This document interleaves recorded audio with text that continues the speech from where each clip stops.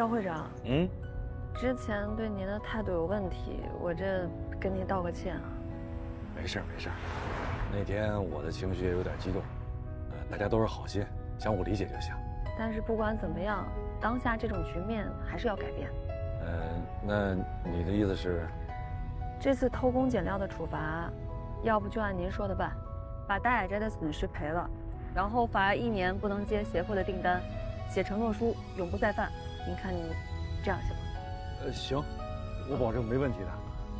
该罚就得罚，这是对的。但是，像老宋家这样讲诚信、有实际困难的小厂子，咱们该帮扶也得帮扶。廖主任，这事儿呢我来解决吧。正好今年原料供应不太紧张，我呢就多进几十吨，然后按原价分给那些小企业就行。你这个会长不白干。哦，肖会长，一会儿到大雅斋把我放下吧，我再跟欣然姐谈谈，让她多多谅解一下，这毕竟还是要跟大家继续合作的。好，多费心啊。应该的，顺便约上她和宣言，我们晚上聚一下。我爸说，你一个人在桃花镇开了家大公司，可让人佩服了。我长大之后也想成为你这样的人。没准你长大了比阿姨还要棒呢。多好呀！哎呀，歌词真的让我是非常的感动啊！好想在你孤单的时候有我陪伴你啊！好想你会想起在你难过的时候有我安慰你啊！好想别安了，肖会长，今天我要谢谢你，真的很开心。干杯！不，要说谢，还得是我谢你，让你们大雅斋遭受到那么大的损失。肖会长，现在不是工作时间，让我们一起开心不好吗？好，干杯！谢谢。来啊！借这个场合呢，我也要跟大家说一件事情，我要回北京一趟。回去干什么？回去拉订单，找我之前的同事啊，还有朋友啊，想想办法，看看有没有机会把宣纸产业这块蛋糕给做大，争取让所有人都有饭吃，而且都吃饱饭。我发现你还真是喜欢想一出干一出啊，敢打敢拼，真好汉呀你！我想试试，哪怕只是缓解一下目前的困局，也比什么都不做要好吧。如果我多拉回订单的话，我们就可以把行业规约给定下，以后咱们宣纸产业就能步入正轨了。我支持，依然给力，爱拼才会赢。干杯！跳吧，慢点儿，慢点儿。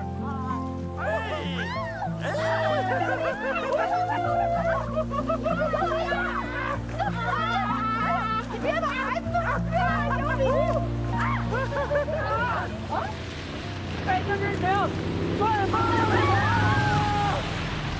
宣言，你给我等着，等我回来了。林依然，你一个人去北京，为什么我们都得失来了？你别躲，林依然。聊什么呢？我告诉你，这是我们的秘密。哎，欣然阿姨挺喜欢你的，你这小情商比你老爸高啊！因为我善。你什么？扇贝？你怎么这么老土？这是梗，这是梗。丁阿姨，你才土呢！快慢点！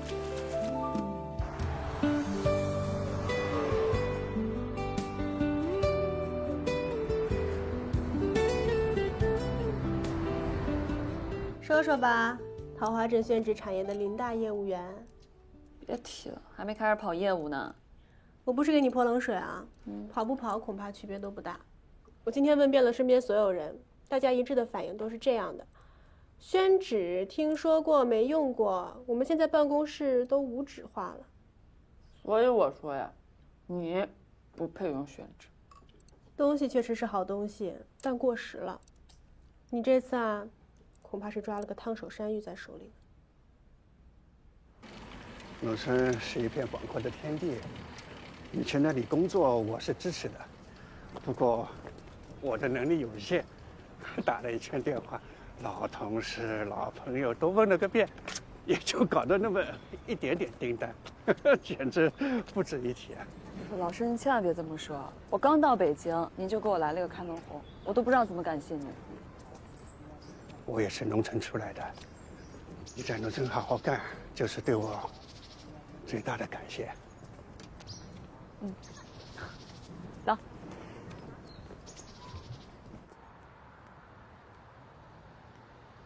哎，曲姐，对我依然，我这一回北京了，想着说拜访一下您。啊，没事没事，这确实太突然了，没关系的。哎，那咱就改天。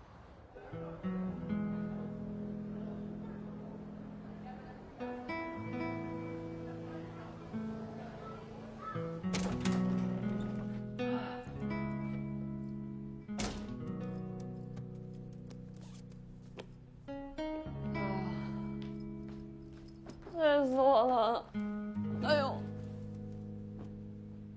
看你这副样子就知道结果啦。有件事情，我一直犹豫要不要告诉你。你别犹豫了啊，不会比现在更糟了，你直接说就行。艾玛现在在公司负责美术板块的业务。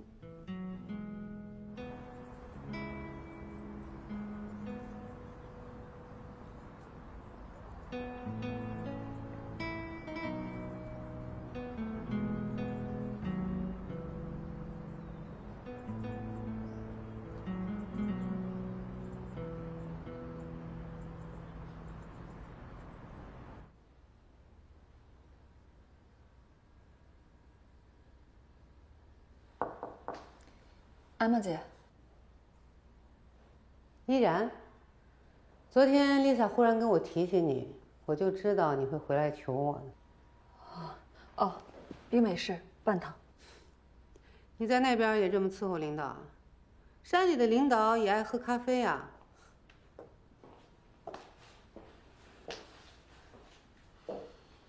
山里确实有很多网红咖啡厅，但是那边也出产很多好的绿茶。我们更习惯喝茶，而且那边的领导不需要人照顾。我就喜欢你这不卑不亢的个性，很自信，也很自爱，所以以前我特别看好你，而且用心的在栽培你。你让我很失望，放下这边大好的前程，不要跑到那个镇上当公务员。你这次回来不会再让我失望了吧？我这次回来不是要工作的，是想请您帮个忙。给宣纸找一条销路。这公务员变成推销员了。为了工作，这身份不重要。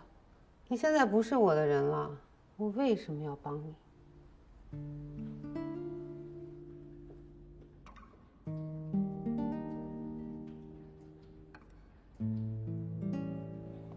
依然姐，姐，咱都好些日子没见了。你这些日子在家乡发展的怎么样啊？还行吧。我可听说了，你们家乡建设的可美了。是啊，到底什么情况了？意大利海运发来的墙纸遭遇飓风，推迟了到货的时间。里卡多现在知道吗？哦，他现在已经在现场了，不过听说他大发雷霆，一直在骂人。海运平时都挺正常，今天是活见鬼了吗？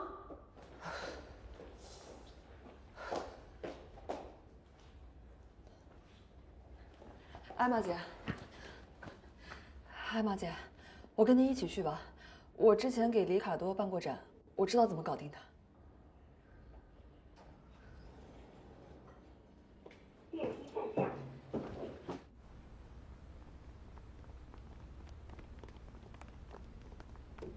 Hello， 里卡多。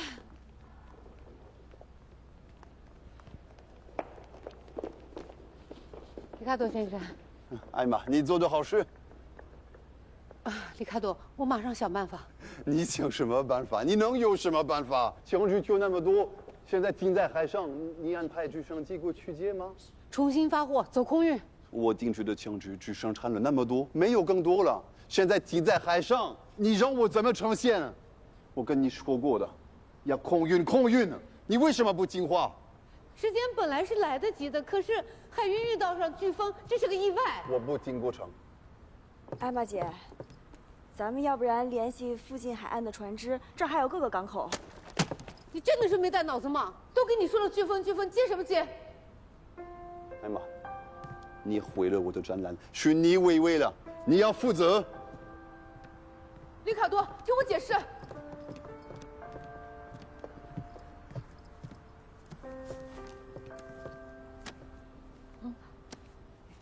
我是新来的，是我自己工作能力不足，没干好工作，还不太适应艾玛姐的工作习惯。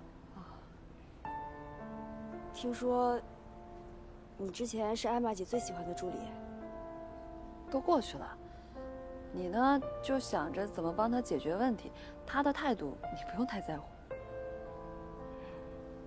哦，咱们两个加一个联系方式吧，你可以把里卡多的设计方案也发我一份。灵感？艾维，怎么了？宣纸能不能做出墙纸的效果呀？别人不能，我问你啊。无所不能。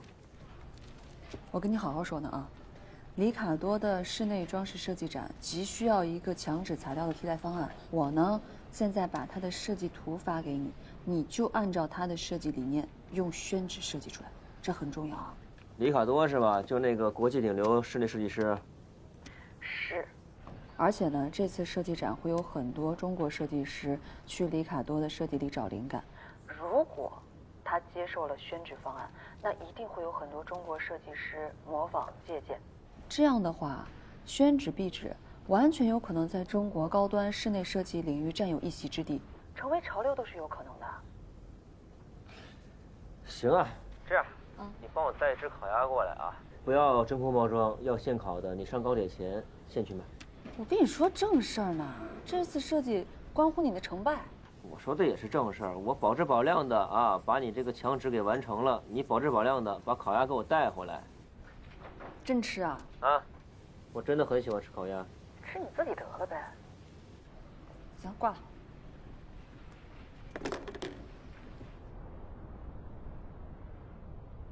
这一批纸咱们就按照特净皮来做，80%的摊皮，20%的稻草，制浆是关键。这一部分就由胡叔叔还有张舵，你们两个来负责。好。老叶叔，哎，您来长帘儿，让您儿子马杆来配合抬帘儿，记住，捞3层架旋。没问题，3层架旋。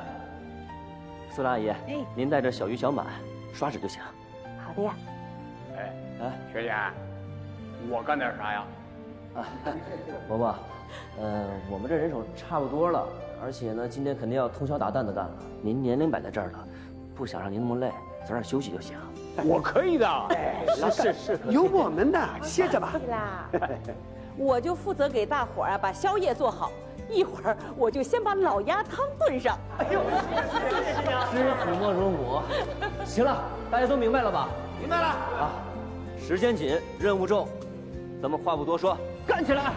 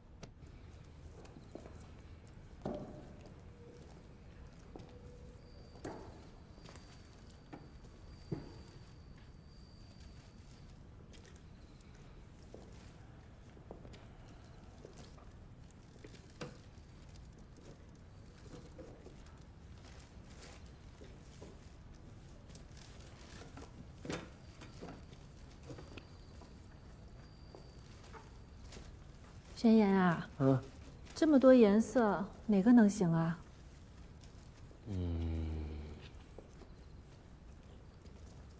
哎，苏老爷，这个的颜色大差不差。咱们现在印的是这个颜色吗？现在是这个。哎呦，傻了。我刚调了一版，一会儿再试试。好，好，好。小鱼啊，再试一个。辛苦大家了啊！没事。来。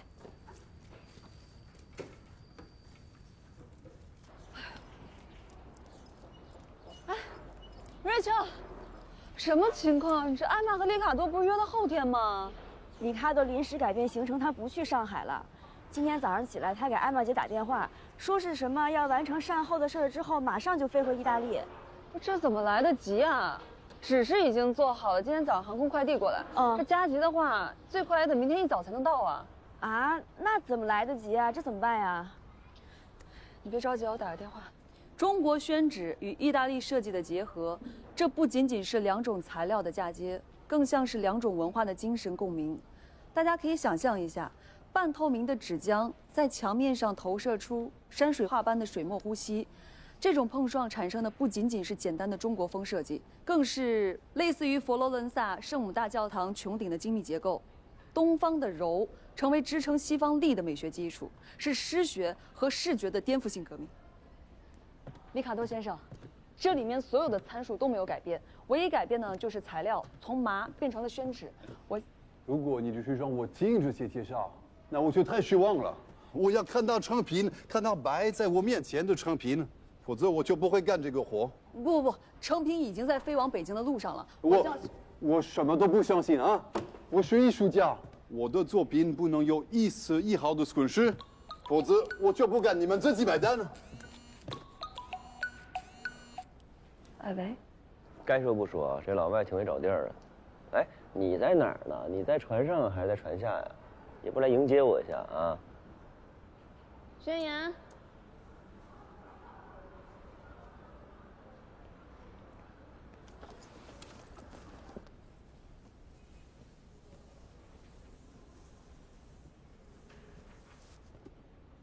Please。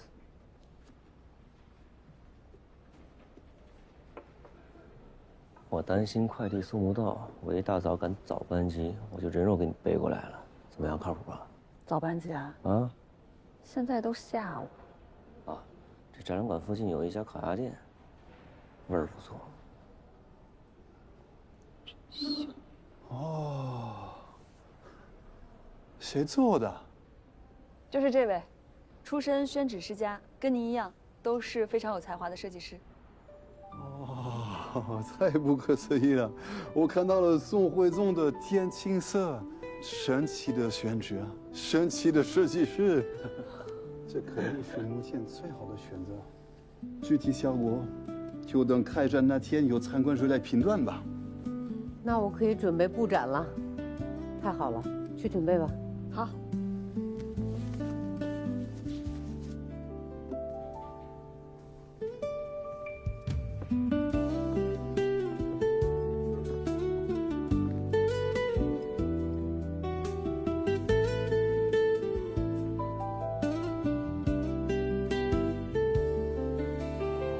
效果非常好，你满意就好。我必须说，在上帝没有向我伸出援手的时候，是你们和宣纸帮助了我。应该的。很多人都是被宣纸做的墙纸吸引来的，并且大加赞赏。我想未来，不光我个人的设计将会考虑加入到宣纸的元素，我还会向所有的同行介绍神奇的宣纸。那太好了啊！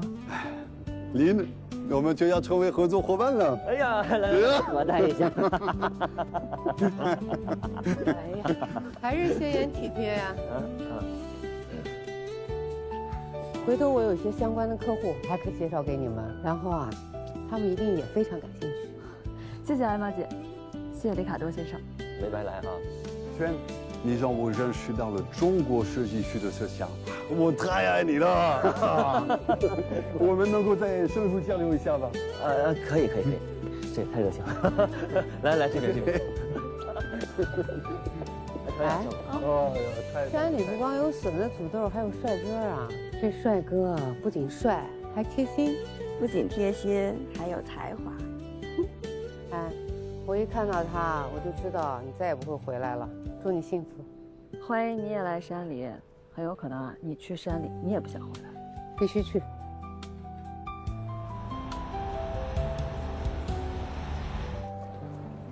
好，可以的。您需要多少订单对直接发我就好了。好的，好的，谢谢啊。哎，哎呦，你还真是属于高能量人群啊！舟车劳顿这么久，精神头还这么好。想到我帮你这么大忙，想好怎么感谢我了吗？不是，这话从何说起呢？不是我帮了你吗？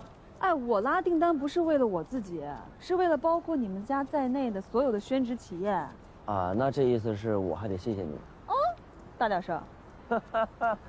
我啊，累死累活的研究墙纸，费工费料的熬着大夜给你做出来，还亲自搭着机票给你送到北京去，到头来我还得跟你说谢谢。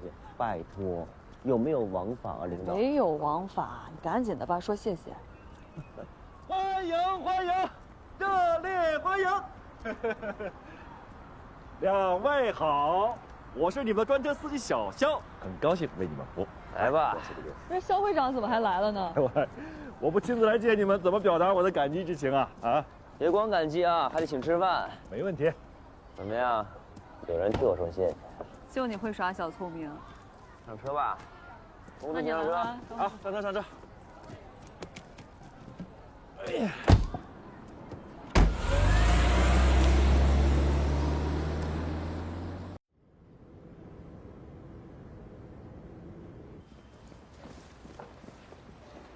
回来了。志阳哥，哎，做壁纸太麻烦了，我们都忙不过来了。嗨，这不给大家带个点心吗？回头分分啊。哎，这个，哎，等等，哎，正好来看看啊，这颜色你看对不对啊？哎，你那做纸的态度不对都对。啊，这是给你请的。哎呦，谢谢啊。来，回来啦。哎，妈，哎，活先放了，活先放吧。伯伯，这个哎呀是给您带的。哟，还真买了。啊，您上回说的嘛，200多，试试行不行？哎呦，我试试。啊，哎呦，这还真好。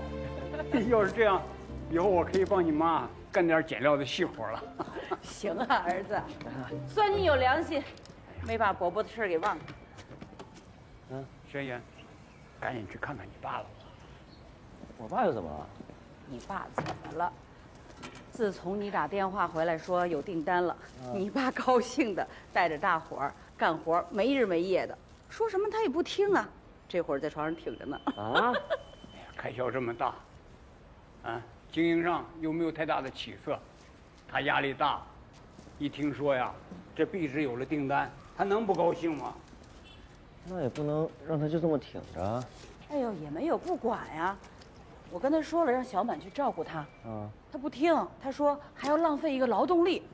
后来我们就商量，让小满呢1个小时去看他一趟，给他呢端点水，扶他上个厕所什么的。你爸爸是老了，这人老了呀，就跟年轻时候不一样了。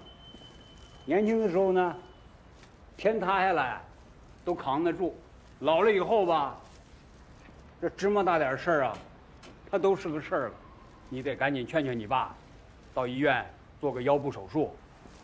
以后你可得多考虑，多担待了啊。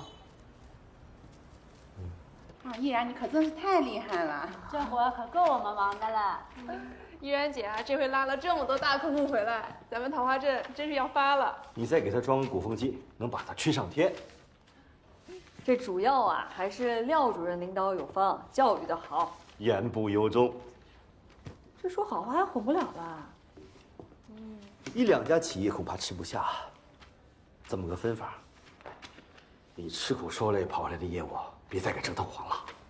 不说我都忘了，给你看一下啊。给廖主任，你看一下。这个呢，是我帮宣纸协会重拟的一份行业规约，只要是愿意在责任书签署的企业呢，都会根据各家的产能进行一个合理的分配。这方面的话，我觉得肖会长自己就能搞定。行业规约，我看行，有点不了啊。谢谢廖主任。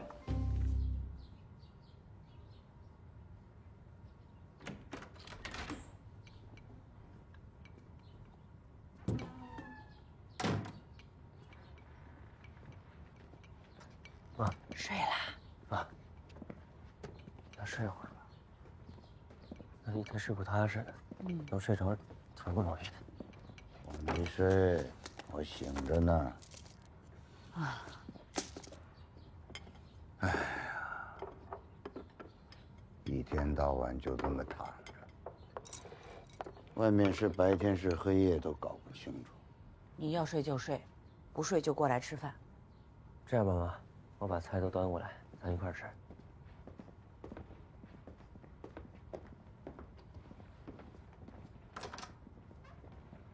听见没？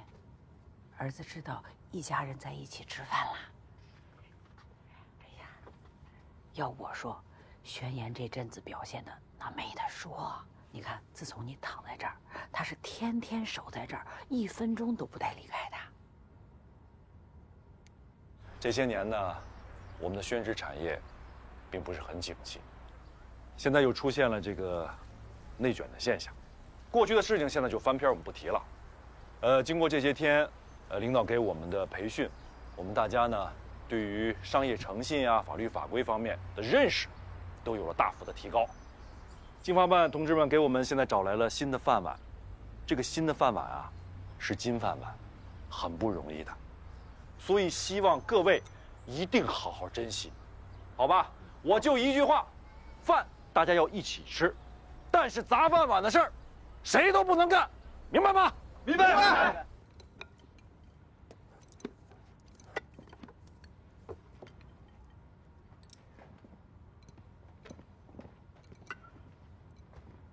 哎，你坐那儿干什么？那多难受啊！没事，我扒拉2口就行。听话，离你爸近点。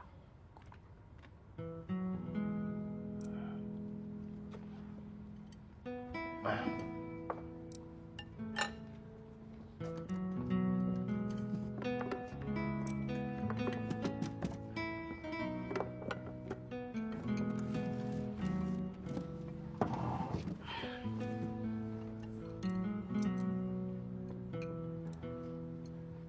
我们制定行业规约，它的目的不是说跟谁过不去，而是希望大家共同进步，推动行业发展。好，我还没说完呢。您刚才那讲话太有水平了，尤其是结尾啊，干净利落。哪里，咱们这个搞得少了点仪式感，不够庄重啊，我感觉是不是？这廖主任说的对啊。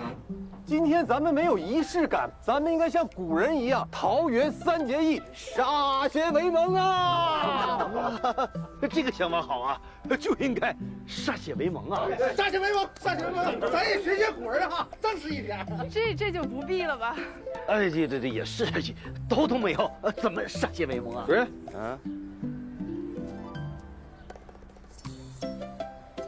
这个行吗？哎，这行，来，廖主任。嘿，来，这不太合适吧？这个都不是那个年代了，你看看。还是廖主任考虑周全。刚才廖主任也说了啊，我们新的规约都已经制定好了。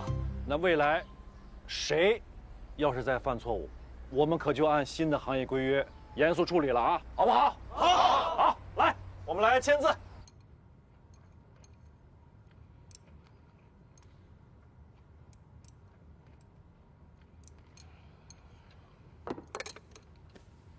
爸，你就去医院去治疗一下吧，不当是为了你自己，就当是为了我，跟我妈。我要是，你说，这一摊子怎么办？哎呦，爸，你是不是担心咱们厂子办不下去？你不当家不知柴米贵呀！北京那点订单，他延缓不了多长时间。只要卖不出去，没有钱，那再卖发不出工资，啊，厂子就肯定就倒了。这宣家100年的企业在我这儿，我有办法把您的库存纸都给卖出去。只要你答应我，去医院做手术，我想尽办法把你这库存纸卖出去，还能卖个高价。我信，我信，我儿子能卖出去，我信。不过就一点啊，你别管我怎么卖的。那你不能胡来。爸，我还能违法乱纪不是？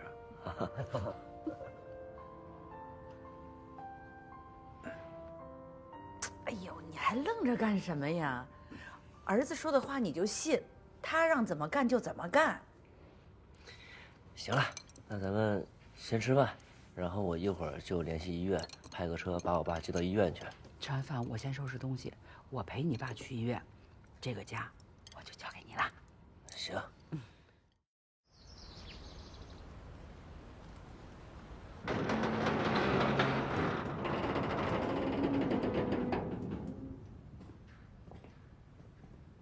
这么多啊！这些年啊，你爸又不愿意辞退工人，怕他们没活干，挣不到钱，纸啊越做越多，销路又不好，可不就都堆到这儿了？你放心，咱宣家的纸啊，质量没问题的。这样啊，伯伯，让所有人把手里的活都先放一放，把这些所有纸的包装上面都加盖2个字儿“绝版”章，我已经找人在弄了。就在送来的路上。绝版？你绝谁的版啊？啊，我就是先点个数，心里有个底儿，回头再慢慢跟您聊。啊，好，那我去了啊。行，哎，你给我说实话，轩辕，师傅到底有没有事儿？哎呀，没什么大事儿，就是腰伤好了，也捞不了纸了，不能干力气活，所以之前捞的那些纸就都成了绝版纸了。你一个大老板，就没嗅到这里面的商机吗？什么商机啊？这懂宣纸的呀，都明白一个道理：国纸和国酒一个样儿，越陈越贵，谁家不多存几箱老纸呢？你看啊，千年宣纸世家宣家第35代传人，国家级非遗传承人的绝版纸，它是不是能卖上个好价钱啊？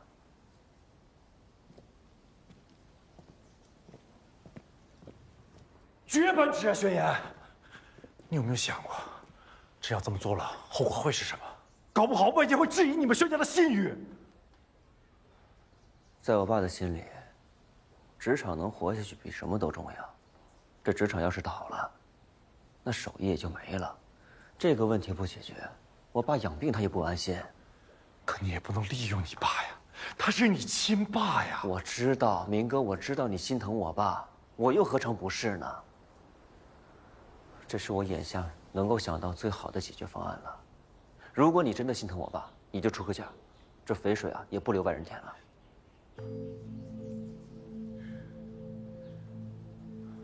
你别拉上我，这回回都让我大仗大冤种，这回要真搞不好啊，师傅连我腿都给打折了。哎，明哥，说话得凭良心是不是？我哪回让你亏着了？咱就说上回，我让你花1分钱了吗？最后是不是还落下了你师傅师娘念你的好？所以啊，你得配合我，咱们得想办法尽快把这批绝版纸给清仓出去。你呀可真行，你现在把刀都架在我脖子上了是吧？你给句痛快话，干不干？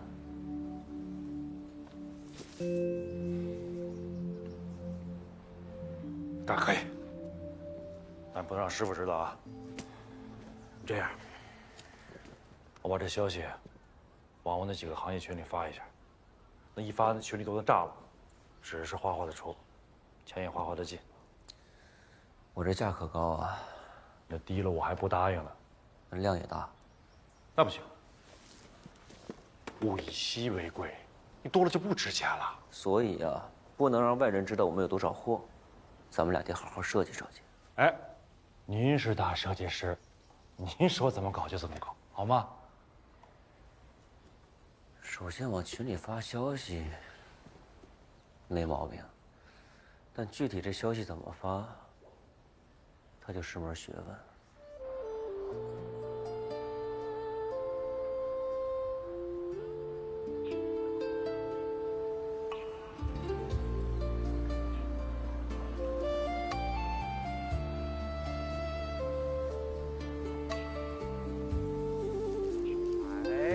哎呀，曹总啊，你这字越来越大气了啊，越来越完美了。字好，字好，真不错啊！立天地之气，我是相信你才找你的，你可千万不能给我胡来啊！哎呀，真不错，这纸也好啊。哎呀，我都说了，这不是一般的纸，不是一般的纸，绝版纸啊！所以我说，谁捞到这个机会，谁就能发财。拍卖不考虑，拍卖绝不考虑，听明白了吗？货卖十家，那不懂纸的，出再多钱我也不考虑啊。这事交给你了，好。肖总，哎呀，吓我一跳！你这不够意思啊！咱俩这么多年，你有事瞒着我？什么事啊？我都听见了，你打电话。哦，我这还有急事。哎呀，什么这个给了钱都不卖啊？什么不一样的纸啊？听错了，听错。哎呀，拿下来，快！哎呦，你肯定有好事，要不然你不能今天在群里发个消息，3秒就撤回。有人问我什么绝版纸什么意？商业机密。哎呦，我懂了。哎，今晚我拿瓶好酒到你们家找你，不是咱俩一对方兄。不是你跟我分知道啊？我不跟人说，你给我分享。你不跟别人说？你确定？保证啊！你这个嘴。哎呀，放心吧。行，好了，那今晚见吧。好嘞。我让人知。你放心吧啊！我在桃花镇就说我嘴严了。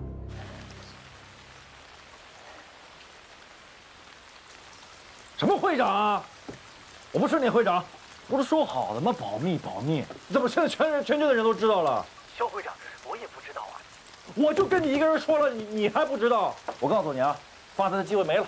哎呀，肖会长，您在家吗？我去给您赔个不是。哎，别，我可不在家，我那家门口都让人给堵死了，我现在躲人宣言那儿呢。那我马上过去找您。哎，你别来啊！你一来我马上就走了，我不想见你。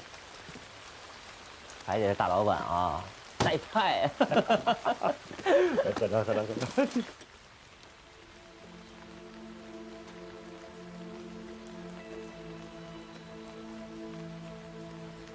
20几杯，这气很疯了。哎，他来了，你怎么不提前告诉我一声啊？后来没告诉你吗？你们天天聊天的。快些，快点啊！哎，慢点，这有水，小心。啊，看到了，肖会长你也在这儿。哎呀，我早就来等你了。谢谢肖会长啊。肖会长又让你费心了。应该的。你的那份给你留着呢，还是按之前的价格。多好啊！但是小轩老师，这一次你可不能再拿我说事儿了。老爷子上一次对我就不是很满意。这次是我来做主，一切尽在掌握中。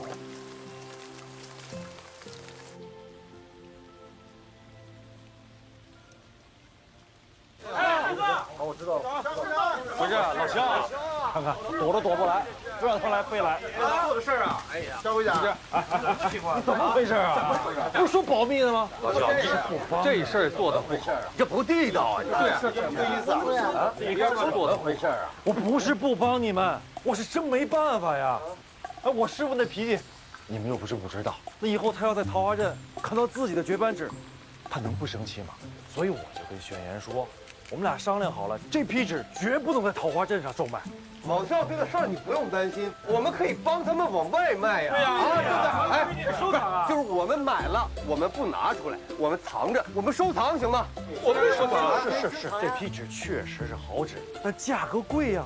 你说你们哪有这钱呢？是不是？不是你价格贵那是应该的，那你也不看看谁的手艺，这便宜了我们还不要呢。谁便宜？哎，谁要啊？大家的想法我也都清楚，不管是做中间商往外卖，还是自留收藏，都是有利可图，想分一杯羹，这我都能理解，也很正常。但是大家的确是来晚了呀，啊，人家大雅斋的实力是有目共睹的。这做买卖做生意，也讲究个先来后到吧。我总得守这规矩，是不是？不好意思啊，各位，我们大雅斋呢刚好要出一批高档的线装书，宣老爷子的绝版纸对于我们来说就刚好适逢其会。在商言商，我也不好多说什么。想必我们大雅斋出的报价，各位出不起。哎我，金总，这话说的过分了吧？这破船还有3斤钉呢，何况我们做了这么多年企业，啊？是啊，生意呢现在是不好做，但是就我身后的这些人，当年纸贵的时候，谁也没少往家里划了吧？对吧？谁都不差呀。对啊，轩爷，要不再考虑考虑？纸，毕竟是桃花镇的纸，大家伙想占点便宜也是情有可原的，是吧？是啊，对呀，对呀，是啊，您是啊，多少要给一点，都想要点嘛，对不对？对，就是啊。邢总，您高抬贵手，多少的呢？给大家都让一点出来。行了，我做个主吧。这样啊，金冉，你回头跟你们董事长说一说，少要点，多少腾出来一些给他们分了。纸拿到手，着急用钱的给我卖到外地去，自己留着收藏的给我藏好了，别让我爸知道。明哥，明天统计一下人数，给大家记一下子，别在这吵吵了，不知道的以为这发生什么事了。你这样，明天啊去协会，想买纸的都给我报个数。好的，好的，说好了啊，明天协会见啊！好，加油啊！好。再见，好，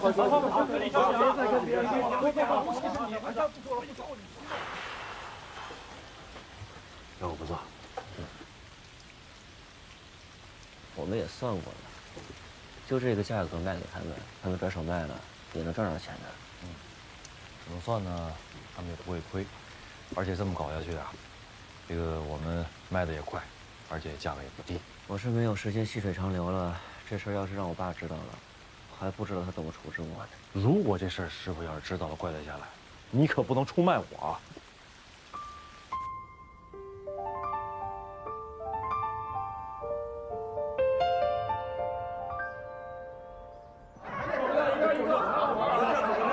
你去，让他们排队，一个一个来啊，一个一个来啊！你们看好了，别那么近，一个一个来啊！来，咱们排好队，排好队。明哥，多少给我点呗，我家里情况你也知道，让我挣点钱呗。你跟他们怎么说的？我跟他们说我没钱，要。我就知道你来这套，一沾钱的嘴里就没实话。啊，明哥，你处分都给过了，你多少给我弄点，你得让我活呀。只要我当会长，这事儿跟你没关系。出去。哎，下一个。哎，明哥。哎，肖总，可说好了，多给我点啊！我多给你点啊！我多给你点，那人家怎么办？要多少？多给我点。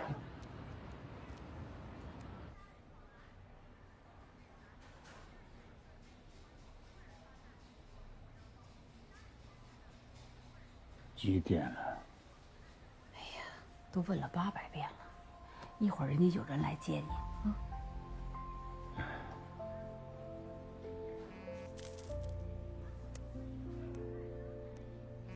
你这提款声从昨天到现在就没断过。嗯，这都是库存，卖的是往年的辛苦钱。多少钱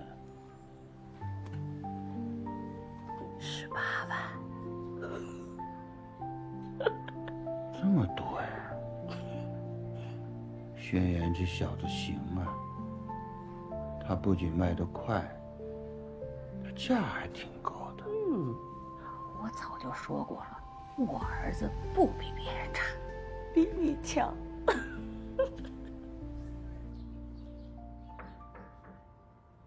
进来。辛总，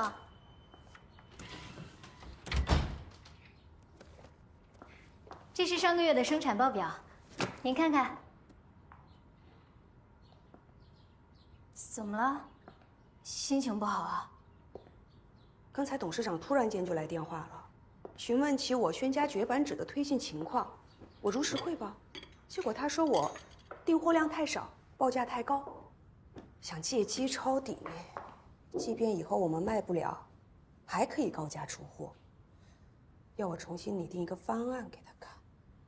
这事儿前2天你不是已经跟董事长汇报过了吗？他当时也没说什么。事出反常必有妖。张总，有事儿？坐。邢总，就绝版纸的事情，为什么我毫不知情？你知道的好像不少。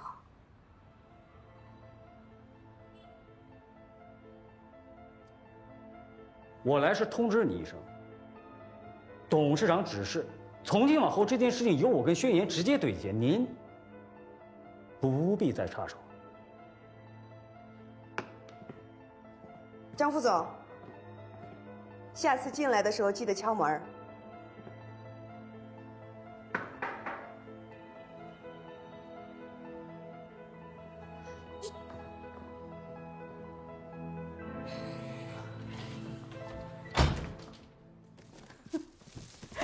轩叔，哟，林姑娘，哎呦，说了你忙就别来了，怎么还带着东西来了？早就该来了，但是最近事情太多了，就没来得及。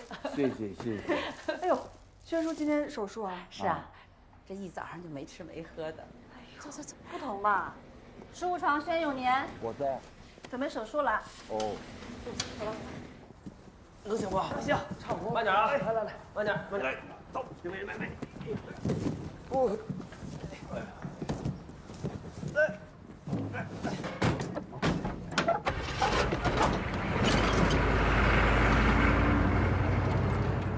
行了，进来吧，老三，把门关一下。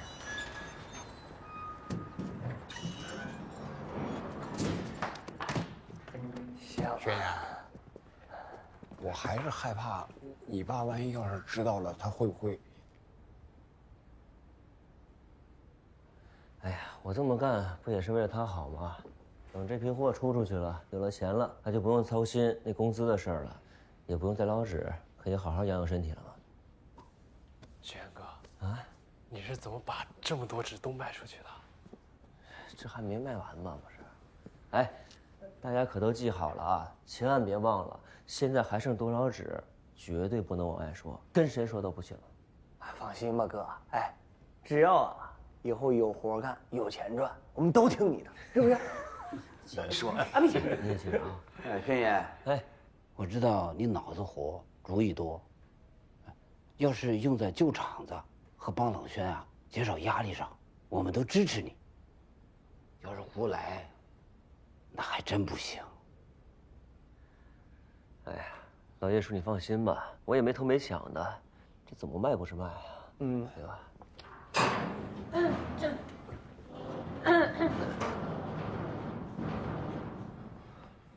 我捞的古法纸你们没给我卖。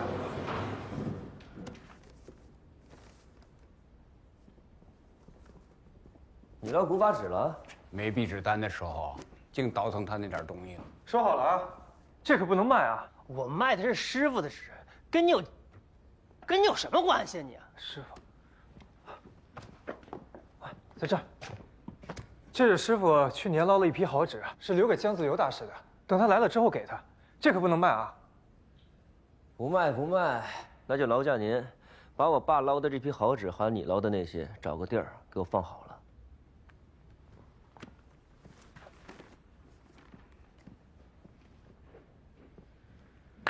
我再重申一遍啊，这事儿，谁都别给我抖搂出去了。放心吧，我坏不了你的好事。不过你自己心里也掂量掂量，轩家传承1000年，到底最看重的是什么？什么？诚信。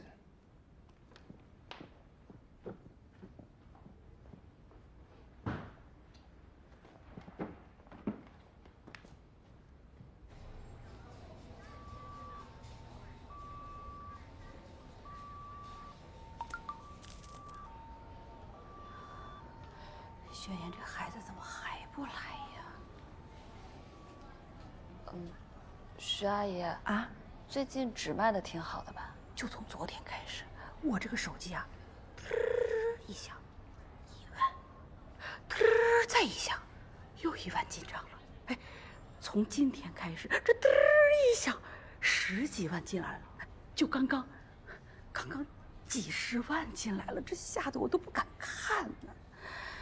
哎呀，说实话，咱那些纸，你就是卖2遍，它也不值这个钱呢。这不正好说明轩言有本事吗？价格卖得高。我总觉得这里面有事儿，真的。不行，我现在就给他打电话问。不，阿姨。哎，妈，哎，林依然，你怎么也在这儿啊？你这臭小子，你爸做手术，你怎么才来呀？哎呀，家里那边忙得很，我忙着出货呢。怎么样了？你给我过来啊！我问你啊，怎么卖这么多钱？这还多，这才刚1半。1半啊！妈，你怎么了？你这平时没钱的时候啊，愁眉苦脸的，这有钱了怎么还忧心忡忡的？不应该高兴吗？儿子啊，你不会是把咱们厂子给卖了吧？啊，那可是你妈的命根子呢！啊，你，我本来啊，的确想过这个想法。你看，不是，但是我哪有这个胆子呀？我现在胆子也不小啊。你啥意思啊？哎呀，其实我觉得没必要瞒着阿姨。那就别瞒着我了，姑娘，你快说，到底怎么回事啊？就是轩言打着宣书绝版纸的旗号，把那些库存纸给卖了。你怎么知道的？闭嘴！这昨天张杜跟我说的，我联系你呢，我联系不上我。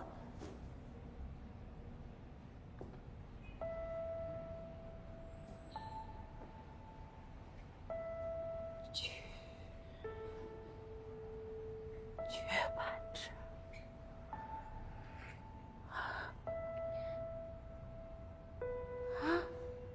绝版纸，绝版纸。妈，是这样的，不是我本来呢是想把这个事儿做完之后再跟您解释的，好好的跟您说明白一点。现在我想专注的把这个事儿做好。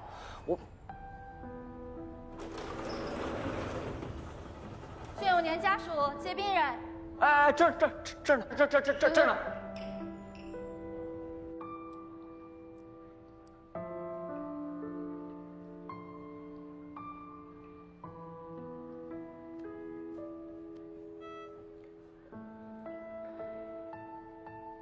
我看他醒来，你怎么跟他交代？先拖着呗，能拖1天是1天，拖到不能再拖了，大不了让他打我一顿，说不准对他还有好处呢。胆子真够大的。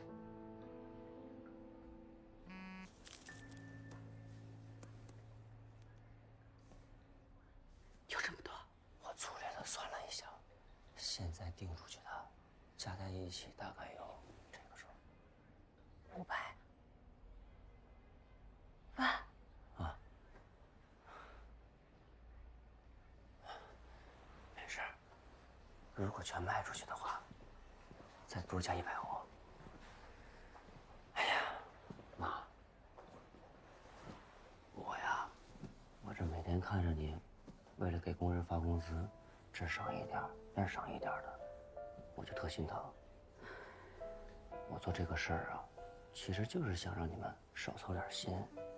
只要你们能不为钱啊愁眉苦脸的，不管什么样的结果，我都能接受，哪怕是让老爷子把我给打死，我都高兴。明白的。是啊，阿姨，到时候我跟你一起劝劝轩叔叔，他肯定会理解。哎呀，这你就是不了解我罢了。行了，等他醒来，我先帮着他瞒着。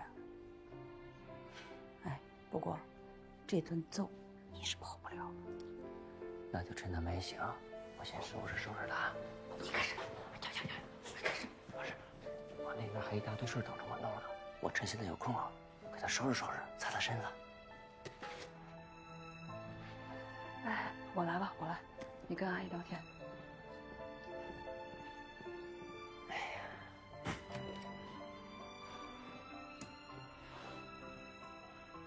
他都要收拾你了，你还给他擦身子啊？就怕哪天他收拾不动我了。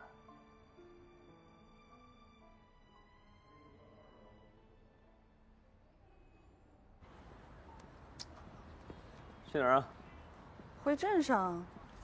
没记错的话，你家就在县城吧？今天又是周末的，不回去看看？单位还有事儿呢。嗨，不急着一天两天的。这样，你把定位发我，我带你回去看看。哟，欣赏，你帮我把手杖拿一下。哦。喂，辛总，怎么了？为什么？啊，那既然这样的话，我就不客气了啊。行，知道了，拜拜。有事儿啊？新远说他们董事长安排了个什么张副总，非要给我送笔钱来。哎，对了，你赶紧给肖大会长打个电话，就说是我说的，让他全面停止销售，大雅斋把剩下的全都给包了。那你直接给他打不就行了吗？人家大雅斋给那么多钱，我怎么好意思拒绝啊？但是我又不好意思跟肖大会长去沟通，那不还得请你出马吗？哎呀，行了，按我说的做吧，上车。扶住啊！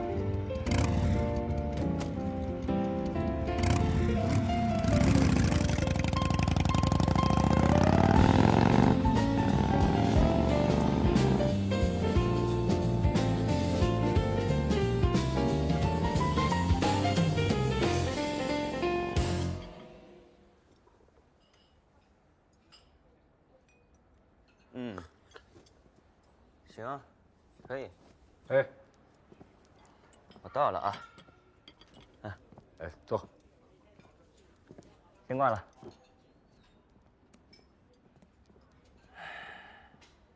哎呦，破费了。小轩呢？啊，我们就开门见山了啊！你现在还有多少？我一次性打包全要。你等我一下啊，我看看。来，什么意思啊？我们家现在仓库门都不敢打开，连取货的都得在大门口等着。所以啊，您别问我还剩多少，大门一开，多少都不够抢的。您，哦，张副总，您刚才那第二句是想说一次性打包的话，价格是不是能给您打折？你要一次性打包，这帮买纸的人能把你的腿打折。哎，其实我今天来啊，也是受董事长委托，是他希望能把这个全都给包圆了。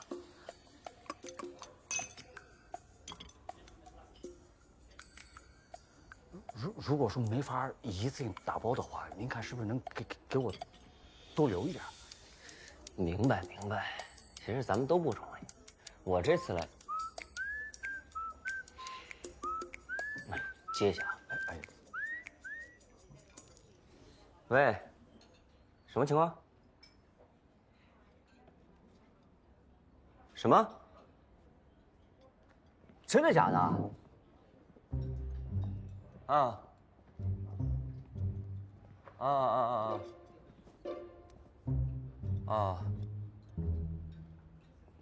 行了，知道了。得等我消息了。眼下的情况，无论我给你多少，都得得罪肖会长吧？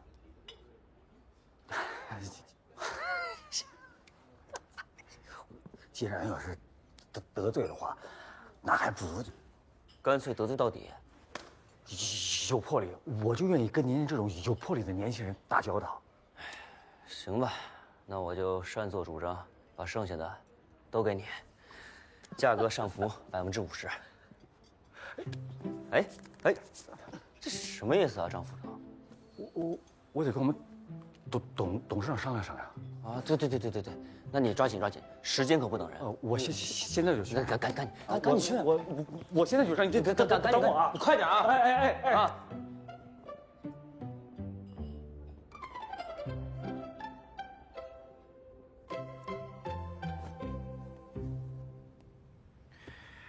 宣言同志，请问你搞的是什么鬼啊？你让林渊给我打电话到底是什么意思？你大雅斋真的要包圆啊？你甭管真的假的，就这么继续下去，有人要买，那就涨价呗。你这到底是想的哪一出啊？借坡下驴。借坡下驴，36计里有这一计吗？那你听好了啊，这是你宣叔叔的第37计。怎么样，这儿子没白养吧？不亏吧？又是给你擦身子，又是给你找鸡汤的。宣言说了，他是找的同学，又托的朋友，专门给你找的这种散养老母鸡熬的鸡汤。来，喝点。不喝。做完手术你得喝点。啊！又来钱了。哦，你不是说那纸都卖完了吗？宣言说是卖完了，这可能是后打仗的吧？多少？几百几千的。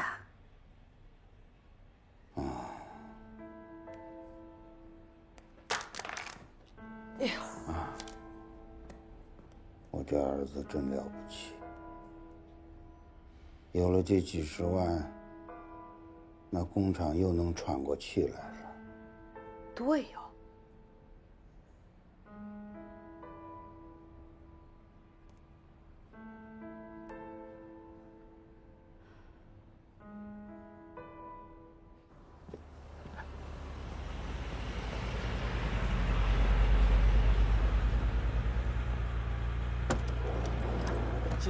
现在回来了。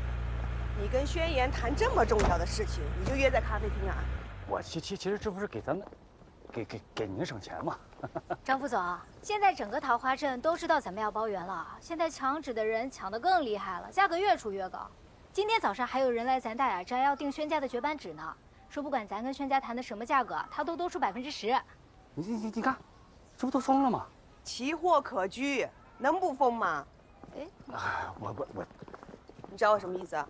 那个就是因为他们价格太高，这个份额我没敢拿太多。